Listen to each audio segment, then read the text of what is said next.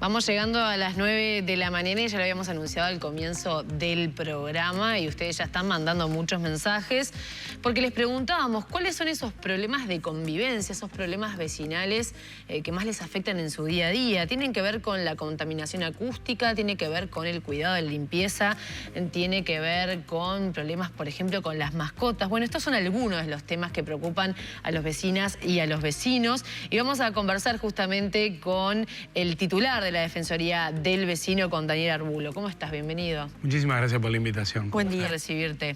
Son un montón los mensajes que nos han llegado, estuviste viendo parte del programa, pero lo primero que me surge consultarte es cuál es el tema que pica en punta, ¿no? Que más afecta en esta convivencia. Sí, la Defensoría recibe aproximadamente un 40% de los asuntos que recibimos en el día a día tiene que ver con convivencia, en términos generales.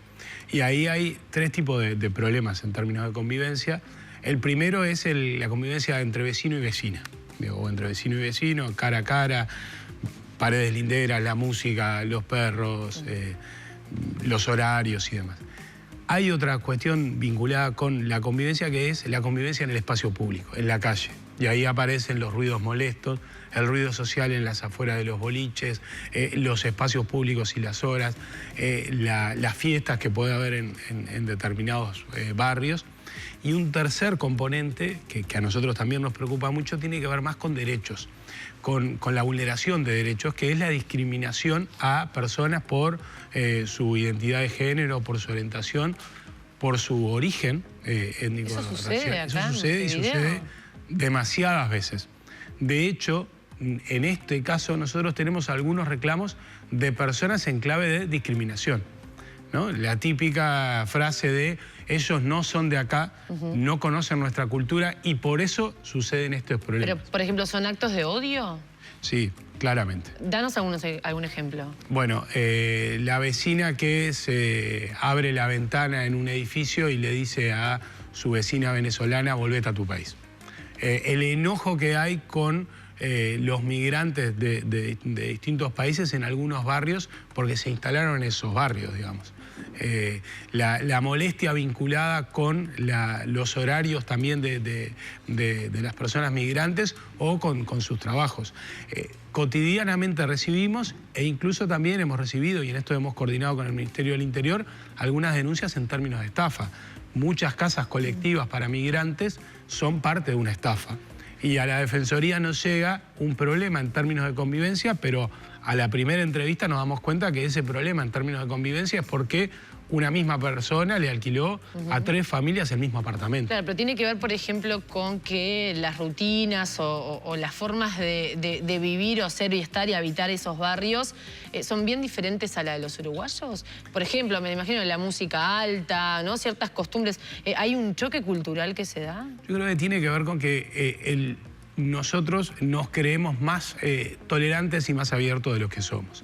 En realidad, los reclamos que llegan a la Defensoría en términos de convivencia son reclamos sobre el otro distinto, sobre los jóvenes en términos de los horarios, sobre las personas migrantes, sobre su forma de hablar o de vestir.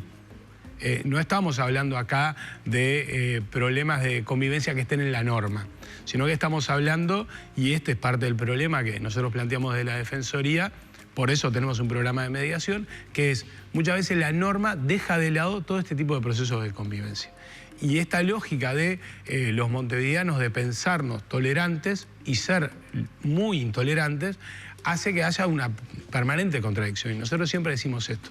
Montevideo, Uruguay, es un país que ha recibido migrantes históricamente. De hecho, Montevideo tiene sus barrios, ahora nombraron algunos, Villa Italia, Villa Española, Nuevo París, que tienen que ver con la referencia de origen de miles de migrantes. El cerro se llamaba Villa Cosmópolis. Esta idea de una ciudad, un departamento que recibe de distintos lados porque parte de los procesos de construcción del país tuvieron que ver con la migración. Ahora, eso lo dejamos de lado por una vida y una convivencia intolerante. Intolerante con el distinto, con el migrante, intolerante con la diversidad, intolerante con las generaciones, intolerante con niños y niñas. ¿La religión, por ejemplo? Intolerancia religiosa de manera cotidiana. Entonces, nos parece que ahí la respuesta muchas veces es esto, cuando está en la vida privada, es un problema entre privados. El problema que nosotros planteamos es que esta cuestión entre privados tiene que ver con la vida cotidiana, con hacer de los barrios más o menos vivibles. Si yo me peleo con todo mi entorno, todos mis vecinos y vecinas, es altamente probable que sea un espacio difícil de convivir. La tensión es permanente. Daniel, y la Defensoría del Vecino, además de recepcionar todas estas quejas, ¿cómo trabaja para intentar solucionarla, para intentar ayudar al que está denunciando? Bien, nosotros decíamos, hay 3 dimensiones de estos problemas de convivencia. Hay algunas que están, los que tienen que ver con el espacio público, están en la norma, digamos. Ahora, es cierto que la norma en sí mismo no cambia la vida cotidiana de las personas, no se adecúan inmediatamente. Nosotros tenemos un programa de mediación comunitaria que lo que trata de abordar es esto, es decir, bueno, existe una norma, existe forma de convivir en el barrio, generemos condiciones para que se construya, desde la Defensoría estamos en esa línea, una red de mediación comunitaria en todos los municipios y en los barrios para abordar algunos de estos problemas, asumiendo que no es un problema exclusivamente de una casa lindera con otra. Y por ejemplo, en la práctica, ¿qué se llama a los 2 vecinos con inconvenientes, se los sienta en una mesa y se los invita a conversar? Exacto. La mediación, cuando es entre 2 partes, digamos, es cara a cara, tiene algunas condiciones. La primera es que es voluntaria, y eso es parte del problema. Si uno no quiere, 2 no bailan, digamos. Entonces, ahí hay un componente de diálogo de la Defensoría que no siempre es cara a cara la mediación. A veces se llama un vecino o una vecina y después se llama al otro y se intenta conversar.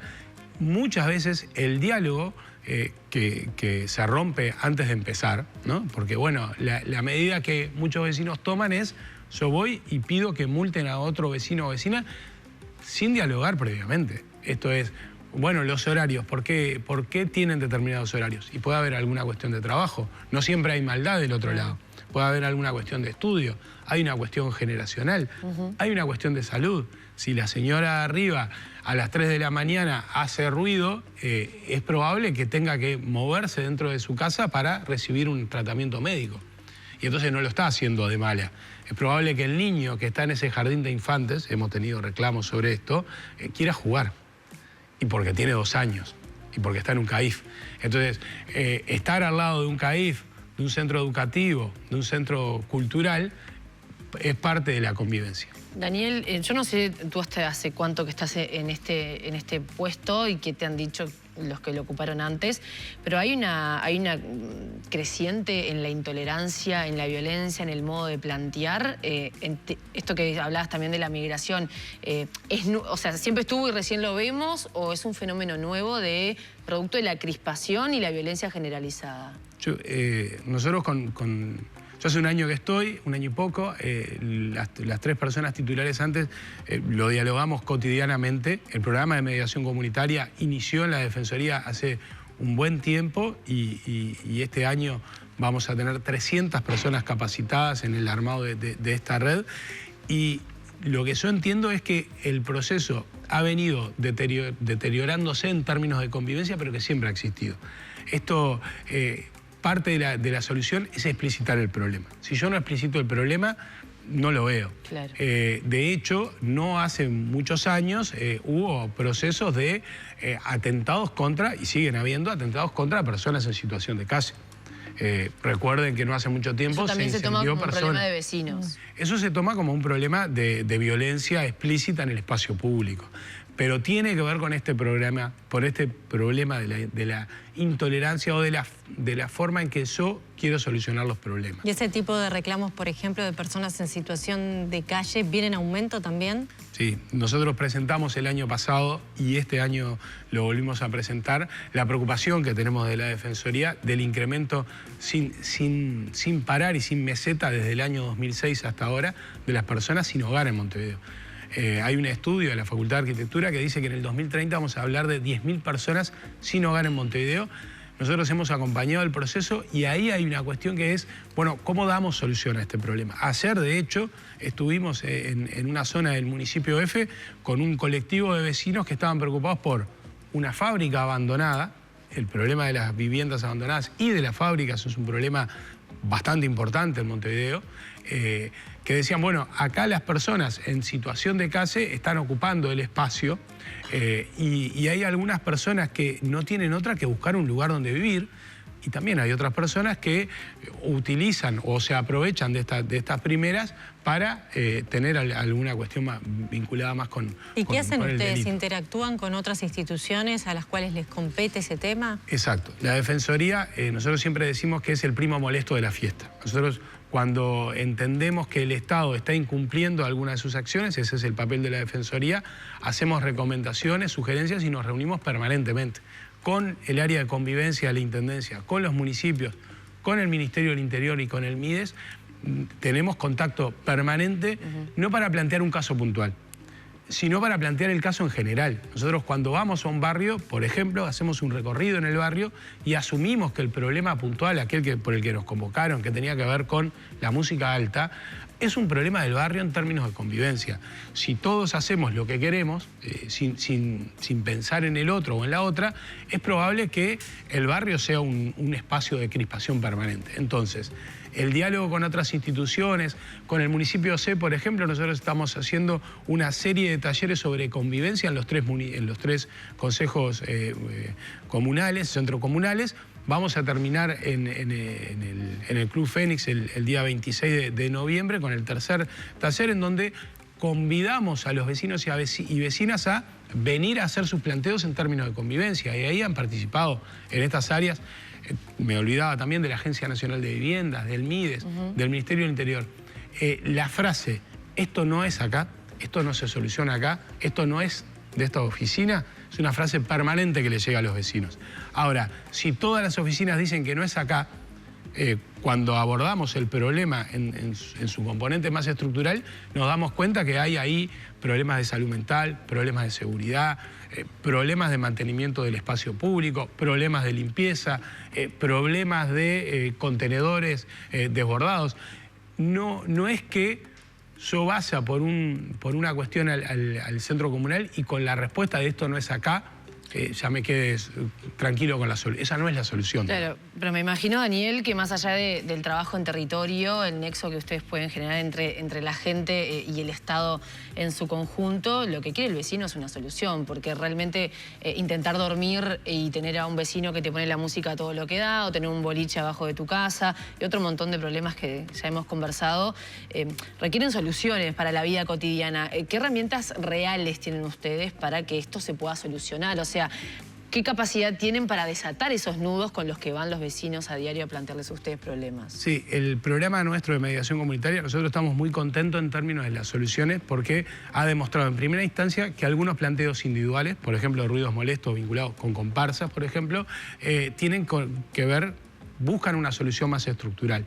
Y se ha logrado acuerdos, por ejemplo, en el municipio B, el acuerdo en términos de horario, de los recorridos. Se ha logrado cambiar algunos espacios públicos. El caso de la Plaza Roslik, que era un problema permanente en términos de convivencia y de ruidos molestos, terminó solucionándose en términos de un presupuesto participativo aprobado por vecinos y vecinas, en donde el diseño hace más convivible y más vivible la plaza. Me imagino que el problema debe estar más en el tete-a-tete, ¿no? Porque cuando es un conjunto de personas puede haber una solución, pero cuando es un vecino que no quiere cambiar su modo de vivir, es complejo. En esos casos sí. Por eso nosotros insistimos que es difícil que esos casos estén aislados. Cuando un vecino tiene problemas con el ruido molesto del otro vecino, entre otras cosas, esto tiene que ver con que durante muchísimo tiempo pensamos que nuestra vida era solo nuestra vida en nuestra casa y nada más. Nos pasa cotidianamente. Yo les decía, la mediación comunitaria implica el compromiso de las dos partes. Muchas veces nos pasa que los vecinos y las vecinas no tienen el teléfono del vecino al lado, con quien conviven hace 15 años. Y eso tiene que ver con los problemas mismos de convivencia.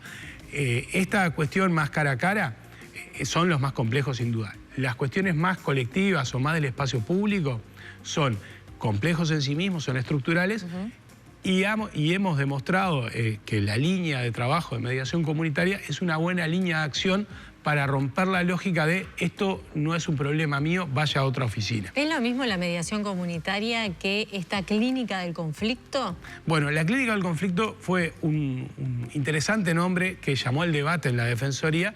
Nosotros convocamos a una clínica del conflicto en donde invitamos a las personas, sobre todo a instituciones con las que veníamos trabajando, a analizar cómo podríamos solucionar problemas que nos llegan cotidianamente a la Defensoría. O sea, es otro programa independiente. Es parte del programa de capacitación de la Defensoría.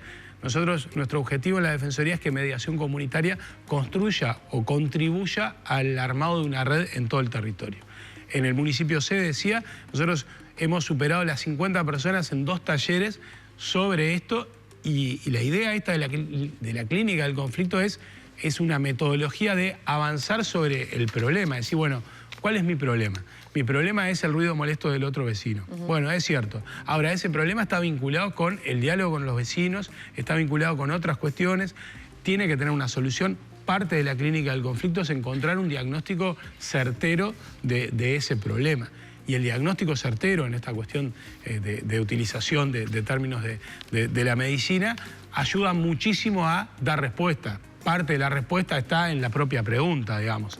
Entonces, cuando hicimos esta clínica del conflicto la semana pasada, convocamos a distintas instituciones, al área de convivencia, a la Intendencia, que muchas veces tiene que ver con el contralor de los ruidos molestos en eventos públicos, a distintos municipios, a consejos vecinales, al área del MIDES. Estuvo el Ministerio del Interior, hubo personas participantes de centros culturales. Y desde todas esas miradas lo que intentamos fue abordar problemas que son cotidianos, lo que leían ustedes recientemente, el problema de los perros y la convivencia en el espacio público, por ejemplo. Después está el desafío, obviamente, que eso se pueda llevar a la práctica, ¿no? De que el Estado de algún modo esté a la altura para poder intervenir. Daniel, te decíamos que este programa buscaba hacer un servicio también y hay un montón de mensajes que están llegando a través de WhatsApp. Vamos a compartir algunos contigo para ver qué respuesta podés dar vos también y bueno, poder acercarte de lo que dicen los vecinos. Le pido acá a producción si pueden ponerlo en la pantalla grande porque no llegamos a ver, ¿verdad? Estamos chicatas. Buenos días, acá tenemos un vecino pegado a casa que tiene 4 perros que viven ladrando día y noche y otro enfrente que tiene 2 y vive llorando las 24 horas. Es imposible poder descansar y no sabemos qué hacer. Saludos y muy lindo programa. Adelante. Un perro al que no le puedes cortar las cuerdas vocales, ¿no? Que bueno, que ladra porque es un perro. ¿Qué se hace con esa situación? Bueno, en primera instancia, desde hace unos años se ha creado el Instituto de Bienestar Animal. Ahí hay una dificultad de política pública. El Instituto de Bienestar Animal tiene una tarea fundamental, que es el Contralor del Bienestar Animal, y no está claro su nivel de avance. Eso es lo primero.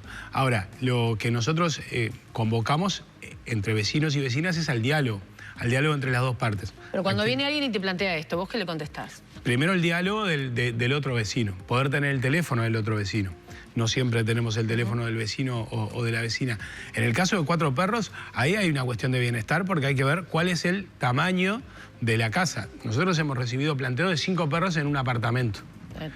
Ahí hay una cuestión de bienestar animal y ahí se está incumpliendo una norma en términos generales. ¿Y en la práctica realmente interviene el Instituto de Bienestar Animal o queda en la nada? Nosotros creemos que el Instituto de Bienestar Animal no está interviniendo todo lo que tiene que intervenir y ahí hay... vuelve a aparecer, esto no es acá, nosotros asumimos que hay una tensión con la Intendencia que en estricto rigor no tiene la responsabilidad, sino que la ley se la dio al Instituto de Bienestar Animal. Esto es todo un gran debate. Ahora, en términos de convivencia, nosotros convocamos al diálogo y convocamos a la tenencia responsable de los animales, de la mascota. 4 perros en una casa da la impresión que la casa tiene que ser bastante grande. Este debate nosotros lo tuvimos, por ejemplo, con el canil del municipio CH, que se construyó recientemente. Fuimos a Facultad de Veterinaria y una de las respuestas que nos daban es, bueno, juntar en poco espacio un número importante de animales es en sí mismo un problema. Vamos, Pau, a leer el próximo. Hay más mensajes de gente que tiene otros problemas de convivencia. Nos escriben por aquí: buenos días, por mi casa hay un almacén con migrantes dominicanos y ponen la música a todo volumen desde la tarde hasta las 23, 24 horas. No se puede descansar. ¿Qué se puede hacer? No hay ley que lo prohíba. ¿Qué dice Daniel Arbulo? Yo preferiría... En mi casa hay un almacén que lo genera ruidos molestos y escucha música, ¿no? No tengo razón me da la impresión que el hecho de que sean migrantes es una característica, pero podría ser un vecino o vecina con 25 cambia el relato del conflicto. Exacto. Claro, con música, el tema es el ruido. El problema ahí es, yo veo dos problemas ahí. Hay alguna cuestión de convivencia clara del vínculo con la migración, pero hay un problema del ruido molesto. Entre otras cosas, hay una normativa de la Intendencia que prohíbe los ruidos en estos espacios a determinada hora. Claro, ¿Qué si yo tanto? llamo y no vienen. Eso. Ese es el otro problema. ¿Qué tanto van a medir los decibeles en ese momento cuando está la música? Bueno, ese es el otro problema que nosotros se lo hemos planteado a la Intendencia. Si nosotros queremos que la norma se haga en la práctica, necesitamos mínimo 20.000 inspectores. Porque no los hay, obviamente. no los hay ni los va a haber. Porque además la forma de medir los decibeles es instalarse en la casa, no en la casa en el espacio que genera ruido, sino en el que recibe el ruido. El afectado. Del afectado, y estar un tiempo determinado y hacer un promedio. Ahí hay un mapa de contaminación acústica que hizo la Facultad de Ingeniería. La Defensoría de Vecinas y Vecinos editó hace unos años el libro sobre contaminación acústica, y la convocatoria nuestra es a pensar esta normativa. El concepto de ruidos molestos vinculado con algo matemático que son los decibeles es algo complejo. Breve, así pasamos al próximo, pero si yo voy una vez, los multo, ¿no? Porque a veces la multa económica hace que cambies un poco la estructura. ¿No podría ser más efectivo? Sí, la pregunta es si efectivamente ese ruido molesto está incumpliendo una normativa en términos de decibeles. Claro, a veces no de decibeles, pero realmente Bueno, hay una propuesta mal. ahora en la Junta Departamental, sí, claro, para actualizar la normativa, que es de los 70. Exacto, es una normativa vetusta, es un concepto complejo el de ruidos molestos.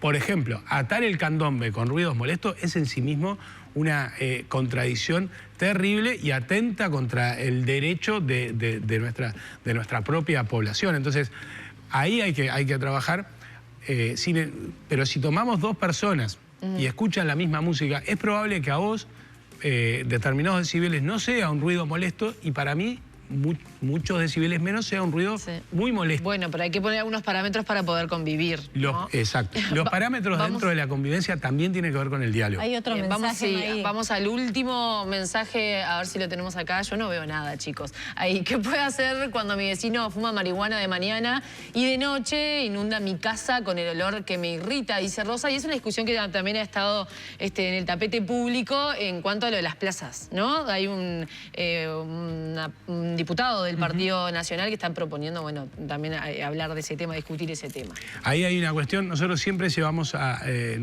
nuestro planteo y nuestro análisis en términos de derecho. Hay una cuestión de derecho que es el derecho de la persona del consumo libre de distintas sustancias.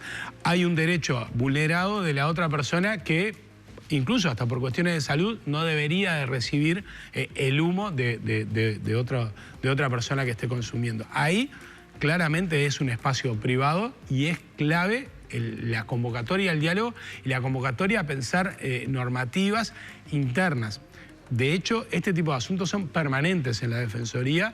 Nosotros ahí convocamos al diálogo, y cuando son edificios convocamos a espacios de diálogo entre los propios vecinos, más allá de que sea el afectado y quien consume en este caso marihuana, sino la convocatoria tiene que ser a todo el edificio en términos de cambiar las prácticas. Bien. Pensar que todas las personas viven su vida de la misma manera que yo vivo la mía es imposible, y nosotros creemos desde la Defensoría que la línea de trabajo tiene que ser la construcción de una red de mediación comunitaria que empiece a abordar estos problemas y que asuma que nunca vamos a tener normativas suficientes para abarcar toda nuestra vida, y que una norma en sí mismo no cambia la vida cotidiana de las personas. Daniel, tenés un montón de desafíos por delante. Yo te deseo mucha suerte. ¿Cómo hace la gente para comunicarse con ustedes? Se pueden comunicar, le pido perdón al equipo de admisión, por dar el teléfono, al 098-187-301. Ahí está en el gráfico. Exacto.